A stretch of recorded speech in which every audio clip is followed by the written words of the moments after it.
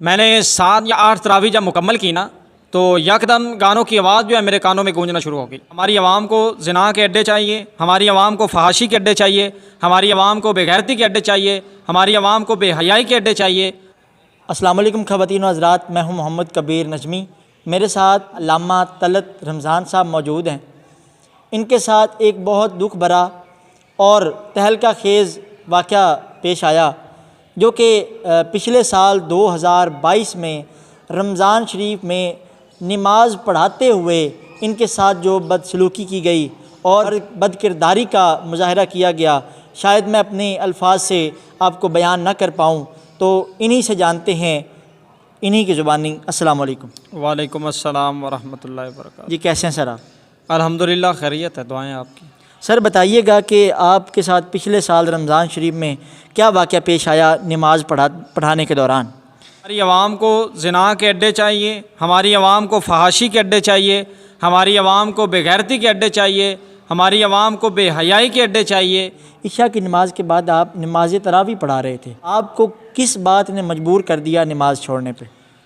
میں نے 7 یا 8 تراویح جب مکمل کی نا تو یکدم گانوں کی آواز جو ہے میرے کانوں میں گونجنا شروع ہو گئی۔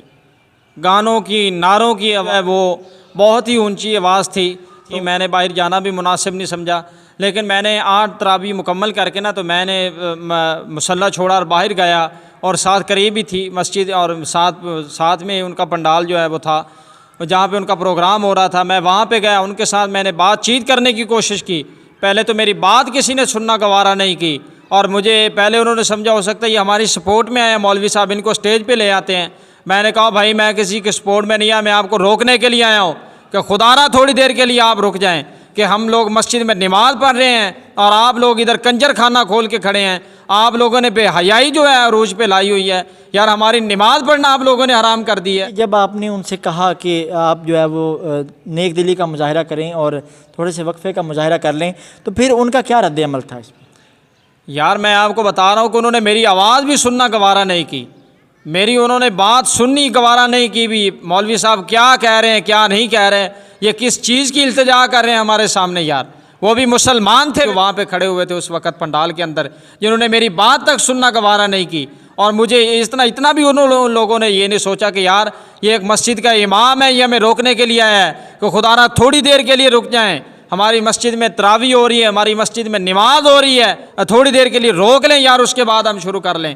میں نے تو یہی کہنا تھا نا کہ ابھی ہمیں نماز تراویح پڑھنے دیں، اس کے بعد آپ لوگوں نے جو کرنا ہے وہ آپ کر سکتے ہیں۔ گفتگو میں بتا رہے تھے کہ خواتین نے آپ کو جو ہے وہ چاروں جانب سے گھیر لیا اس ہجوم کے اندر، اور انہوں نے کہا جی کہ میرا جسم میری مرضی، وہ کیا واقعہ تھا؟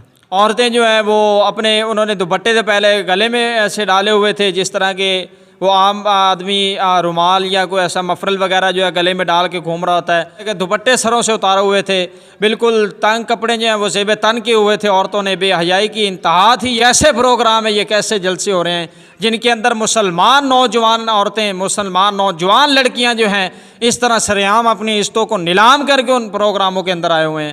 تو عورتوں نے مجھے چاروں طرف سے گھیر لیا۔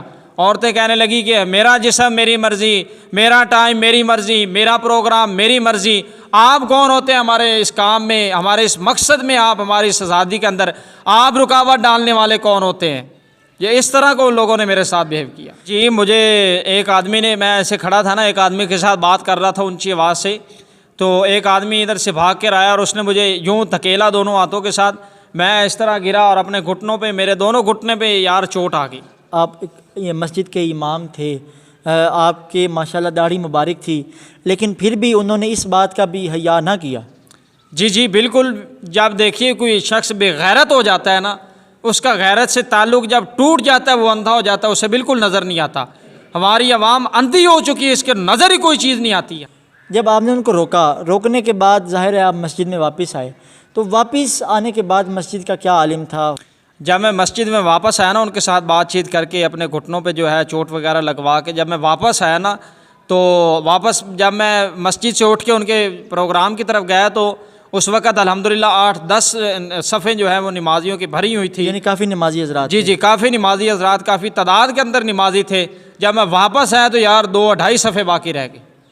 میں نے نمازیوں سے پوچھا نمازی حضرات کدھر چلے گئے؟ انہوں نے کہا قاری صاحب وہ تو گھر چلے گئے ہیں، میں نے کہا یار وہ گھر کیوں گئے ہیں؟ کہنے لگے آپ باہر چلے گئے، وہ گھر چلے گئے۔ انہوں نے کہا بھی یہاں پہ نماز اور یہاں پہ ہماری عبادت کرنا بھی ان لوگوں نے حرام کر دی ہے، ہم کہاں پہ جا کے عبادت کریں، ہم کہاں پہ جا کے اپنی نماز جو ہے مکمل کریں؟ یہ رمضان شریف پورے سال کا ایک سب سے نیک ماہ ہے، تو اس حوالہ سے آپ ہمارے دیکھنے اور سننے والوں کو کیا میسج دینا چاہیں گے کہ وہ کس طرح سے رمضان المبارک کے ماہ میں عبادات کریں، اور سیاستدانوں کو آپ کیا پیغام دینا چاہیں گے کہ وہ کس طرح کے اقدام کریں کہ یہ جو غیر مناسب رسومات ہیں یا بات چیت ہے اس کی روک تھام کی جا سکے؟ سب سے پہلے تو میں سننے والوں کو یہی کہوں گا، دیکھنے والوں کو، کہ خدا را جو پچھلے سال آپ لوگوں نے، جن لوگوں نے پچھلے سال بے غیرتی کا مظاہرہ کیا ہے نا، خدا را آپ بھی ان لوگوں کو روکیں، میں بھی ان لوگوں کو روکنے کی کوشش کرتا ہوں، ہم سب مل کے جو ہے اس کام کو روکنے کی کوشش کرتے ہیں بھی یار اس سال ماہ رمضان کا جو تقدس ہے وہ پامال ہونے سے رک جائے۔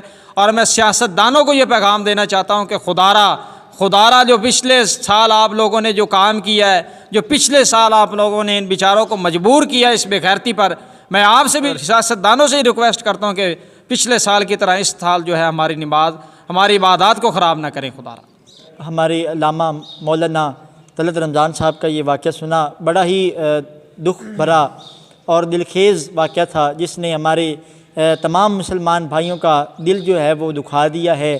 یقیناً آپ کو یہ بات سمجھ آ گئی ہوگی کہ ہمیں اللہ پاک دین اسلام کے راستے پر چلنے اور اس پر عمل کرنے کی توفیق عطا فرمائے۔